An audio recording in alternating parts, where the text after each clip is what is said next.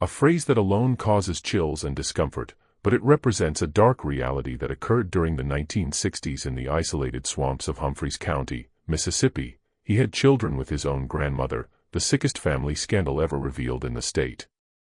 It was the summer of 1962 when the first rumors about the Caldwell family began to circulate through the small community of Boulogne.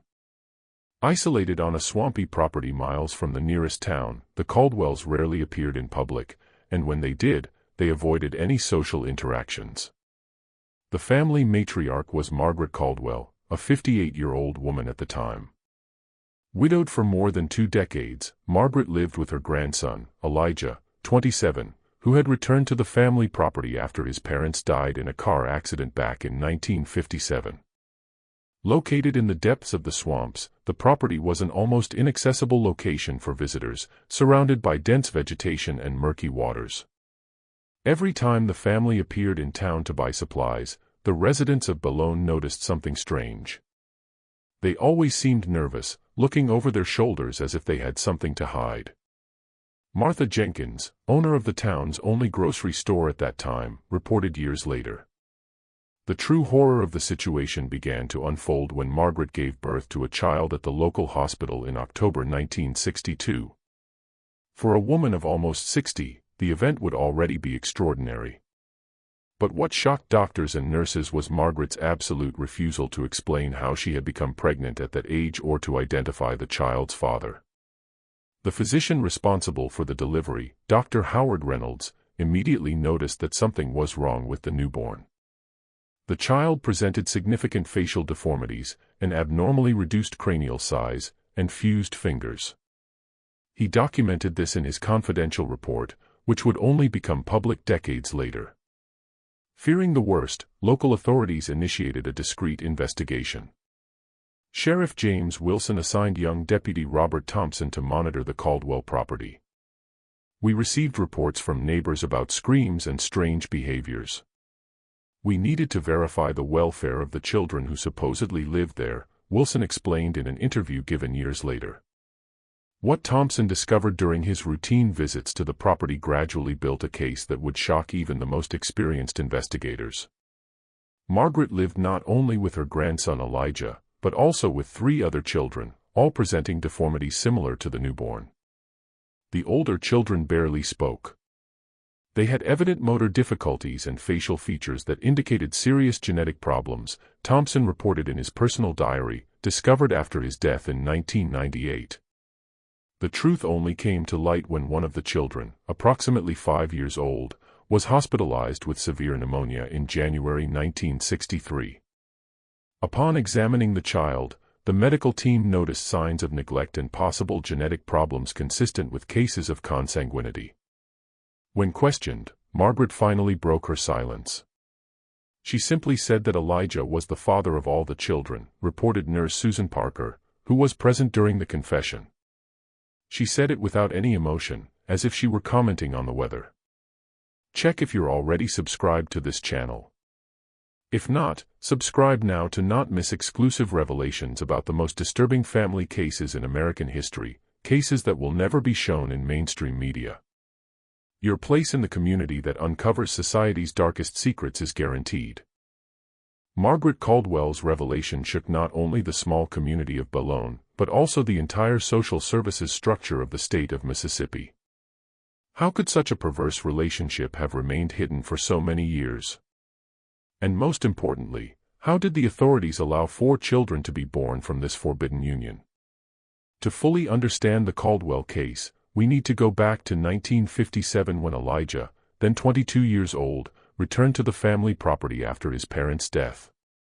According to local parish records, Elijah had left Boulogne years before to try life in Memphis, Tennessee, but never managed to establish himself due to problems with social adaptation. Elijah was always a strange, withdrawn boy, commented Reverend Thomas Williams in his testimony to authorities. When he returned after his parents' death, he seemed even more isolated from the world. Margaret welcomed him as if he were a small child again, not an adult. Locally known as Devil's Swamp, the Caldwell property was practically inaccessible during the rainy seasons. The only dirt road leading to the house would be submerged for months, effectively isolating its residents from the outside world. This geographical condition was crucial in keeping the family secret for so long. The Caldwell house was described by social worker Jean Roberts, assigned to the case in 1963, as a museum of horrors frozen in time. According to her report, the residents had no electricity or running water. The walls were covered with old newspaper clippings and disturbing drawings made by the children. The most shocking thing was the naturalness with which everyone interacted. The children called Margaret Mommy and Elijah Daddy without any indication that they understood the abnormality of the situation, wrote Roberts. Medical examinations performed on the 4 children, William, 8 years old, Sarah, 7 years old, James, 5 years old, and newborn Thomas, revealed the devastating impact of consanguinity on their health. All presented microcephaly to varying degrees, congenital heart problems, and significant intellectual disability. The children's problems were explained by Dr. Lawrence Peterson, a geneticist consulted by the authorities, as consistent with the accumulation of deleterious recessive genes, typical of consanguineous relationships. When genetically very close individuals have children, the probability of congenital defects increases dramatically, he explained in his report. But the most disturbing aspect of the case came to light when authorities discovered diaries kept by Margaret since Elijah's return.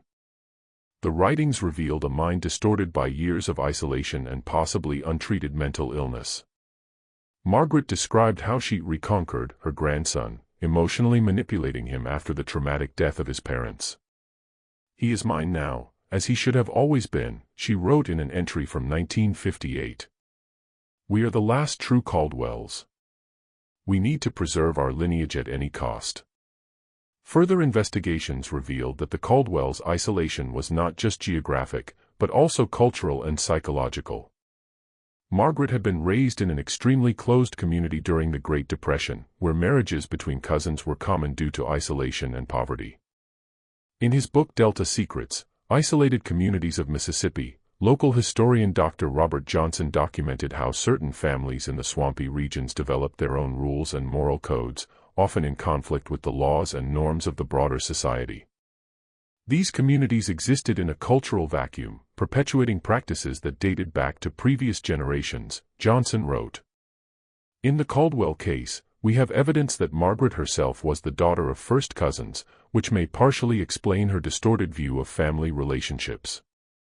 The year 1963 marked the beginning of the judicial process against Margaret and Elijah Caldwell, one of the most complex and disturbing cases ever faced by the Mississippi judicial system. The charges included improper relationship, child neglect, and psychological abuse, terms that barely captured the true nature of the crimes. During the preliminary hearings, it became evident that Elijah was also a victim. Psychiatric evaluations revealed a man with the emotional development of a teenager, completely dependent on his grandmother and unable to fully comprehend the gravity of his actions. Elijah Caldwell shows clear signs of prolonged psychological manipulation, concluded Dr. Richard Matthews, the forensic psychiatrist appointed by the court. His capacity for true consent is questionable considering the control exercised by Margaret since his youth. The authorities faced an unprecedented ethical and legal dilemma. While public opinion clamored for severe punishment, experts argued that the case required a more nuanced approach, considering the complex tangle of mental illness, cultural isolation, and possible genetic factors that contributed to the situation. Held behind closed doors to protect the children's identities, the trial saw Margaret, then 59, remain impassive throughout the process, refusing to show remorse or even acknowledge that there was something wrong with her relationship with her grandson.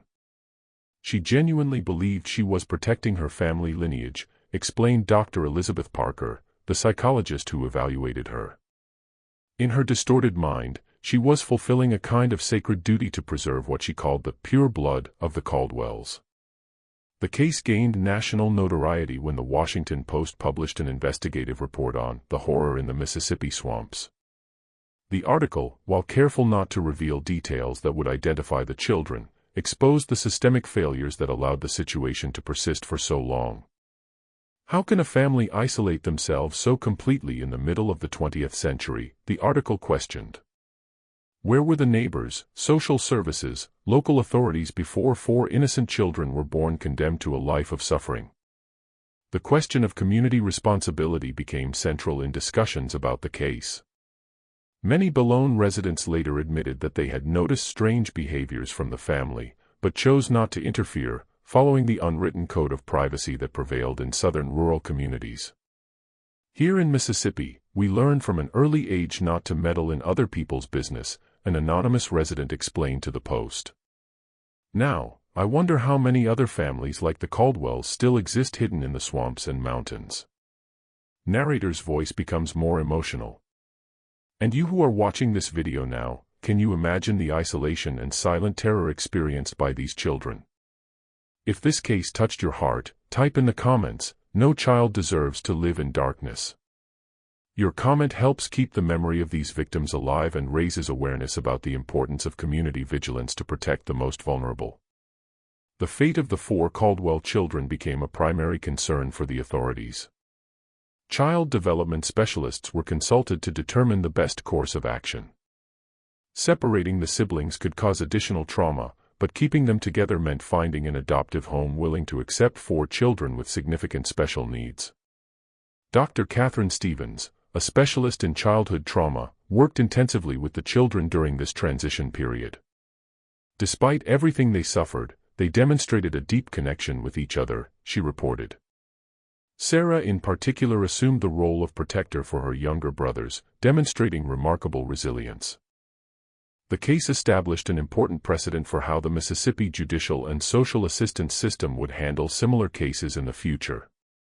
New policies were implemented to improve monitoring of isolated families, and social worker training was expanded to include identifying signs of improper relationships.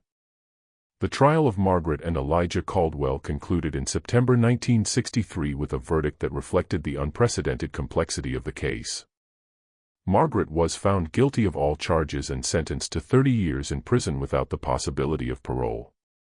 Elijah, on the other hand, was declared unable to respond criminally due to his mental condition and sent for treatment at a state psychiatric institution.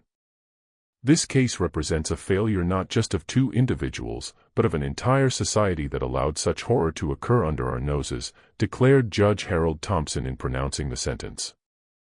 Let it serve as a warning about the dangers of extreme isolation and community indifference. But the true legacy of the Caldwell case was just beginning to unfold as experts tried to better understand the consequences of consanguinity and provide adequate care for the 4 children. The medical team from the University of Mississippi, led by Dr. Walter Reynolds, meticulously documented the conditions of the Caldwell children, creating one of the first comprehensive studies on the biological effects of extreme consanguinity in the United States. The children presented a spectrum of anomalies consistent with homozygosity of deleterious recessive genes, explained Dr. Reynolds in his study published in 1965. Beyond the evident physical deformities, all demonstrated cognitive impairment to different degrees, cardiovascular problems, and increased susceptibility to infections. Sarah, the second child, presented the least severe condition with an IQ measured around 65 and less pronounced physical deformities.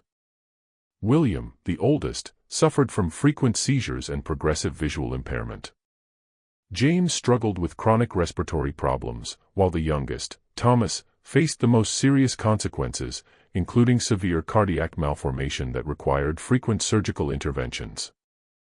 The state of Mississippi faced severe criticism for how the system had failed these children. In response, Governor Paul Johnson Jr. established a special task force to reform child protection services, especially in isolated rural communities. The Caldwell case exposed systemic failures that we can no longer ignore, the governor declared in an official statement. Every child in Mississippi deserves protection, no matter how remote their home. The story of the Caldwell family inspired a generation of social workers, doctors, and researchers to deepen understanding about the consequences of consanguinity and the importance of early intervention in cases of extreme family isolation. When genetically very close individuals have children, the probability that harmful recessive genes will manifest increases dramatically, explained Dr. Mary Williams, a geneticist from Harvard University who studied the case. In the Caldwell case, we saw this magnified by generations of isolation, resulting in a devastating concentration of deleterious genes. Family records recovered from the swampy property revealed that the Caldwells' isolation did not begin with Margaret, but dated back to at least 3 previous generations, with evidence of marriages between cousins since the 1870s. The Caldwells represent a case study on how geographical isolation can lead to genetic isolation, observed Dr. James Peterson, a cultural anthropologist who studied isolated communities in the southern United States. The swamp was not just a physical barrier, but also a barrier to the genetic diversity necessary for a healthy population. Meanwhile, the 4 Caldwell children faced the challenge of integration into a society from which they had been completely isolated. After months in temporary homes, they were finally adopted by 2 different families, William and Sarah by a couple of teachers from Jackson, and James and Thomas by a family of doctors from Memphis. The adoptive families received specialized training to deal with the specific needs of the children and were connected to a support network that included specialized doctors, therapists, and educators. These children need not only medical care, but a chance to experience a normal childhood with love and acceptance, stated Dr. Stevens, who continued to monitor their progress. It's remarkable how even after years of deprivation, they still maintain the capacity to form healthy bonds. Follow-up reports showed slow but steady progress. Sarah, in particular, flourished in her new environment, developing social skills and even surpassing some of the doctor's initial expectations regarding her cognitive potential. The autumn of 1978 brought an unexpected twist to the Caldwell case when Margaret, after 15 years of incarceration, died in the Mississippi State Penitentiary. The autopsy revealed something no one had suspected. Margaret suffered from a rare genetic condition called mosaic Turner syndrome, a chromosomal anomaly that affects approximately 1 in every 2,500 women born alive. This discovery casts a new light on the entire case, commented Dr. Reynolds, who continued to study the medical aspects of the Caldwell family. The condition partially explains how Margaret managed to conceive at an advanced age, something extremely rare, and may have contributed to her psychological dysfunctions. The discovery rekindled academic interest in the case, now from a more compassionate perspective that recognized Margaret not only as a perpetrator, but also as a victim of her own biology and cultural isolation. Margaret's death coincided with Sarah Caldwell's high school graduation, now Sarah Johnson after adoption. Contrary to all initial expectations, Sarah had become a dedicated student, overcoming many of her initial limitations through intensive therapy and the unwavering support of her adoptive family. Sarah represents the power of human resilience, affirmed her adoptive mother, Elizabeth Johnson, in an interview with the Clarion Ledger. She transformed a horror story into a testimony of overcoming. At 22, Sarah made a courageous decision to use her experience to help other children who were victims of dysfunctional family environments. She enrolled in the social work program at the University of Mississippi, becoming a passionate advocate for the reform of child protection systems. "I don't remember much about my early years," Sarah admitted in a rare public testimony during a symposium on child protection in 1985. "But I carry the scars, both physical and emotional. If my story can help prevent other children from going through the same, then all the suffering will have some purpose." Sarah's brothers followed different paths. William, whose medical conditions were more severe, remained dependent on specialized care until his premature death at age 26 due to neurological complications. James achieved a semi-independent life with constant support, working in a protected environment and living in an assisted community. Thomas, the youngest, faced multiple heart surgeries throughout his life, but developed a remarkable talent for art, creating paintings that expressed his unique experience. In 1987, almost 25 years after the discovery of the case, Elijah Caldwell died in the psychiatric institution where he had spent most of his adult life. His doctors reported that he never fully understood the nature or consequences of his acts, remaining in many aspects with the mentality of a manipulated adolescent. Dr. Richard Matthews, who followed Elijah for decades, reflected, "The Caldwell case forces us to question the boundaries between victim and perpetrator. Elijah was shaped by forces that were beyond his understanding or control. Trapped in a cycle of abuse that dated back generations. The Caldwell property in the swamp remained abandoned for years, becoming a kind of haunted site in local folklore. In 1992, county authorities finally demolished the deteriorated structure in a symbolic effort to close this dark chapter of local history. However, the legacy of the Caldwell case lives on in the legislative reforms it inspired, in the medical protocols developed to identify signs of consanguinity, and in the increased awareness about the dangers of extreme isolation.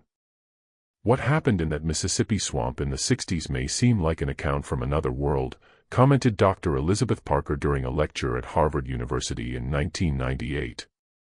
But similar cases, although perhaps less extreme, continue to exist in isolated communities throughout the country. Vigilance and education remain our best prevention tools. Sarah Caldwell Johnson dedicated her professional life to this cause, establishing in 1995 the New Beginnings Foundation, a nonprofit organization focused on helping children rescued from abusive or dysfunctional family environments. Her unique perspective as both survivor and professional brought an invaluable dimension to the field of social work. Every child deserves the chance to write their own story, free from the errors and traumas of previous generations, declared Sarah in her speech upon receiving the Mississippi State Humanitarian Award in 2001. We are not defined by our past or our genetics, but by the choices we make when we finally gain the freedom to choose. The Caldwell case, with all its horror and tragedy, eventually generated something positive, a deeper understanding of the effects of consanguinity, significant reforms in child protection systems, and through Sarah, a powerful voice for those who cannot speak for themselves. If you watched until here, it's because you like this story. Leave a comment saying, "I watched until here," so I can get to know you and know who really likes the stories on this channel. Don't forget to subscribe to access more exclusive cases like this. Take a moment to like this video and share it with someone you know would also be interested in this impressive story. Each subscription, like and share helps us continue to reveal these obscure secrets of American history that deserve to be told.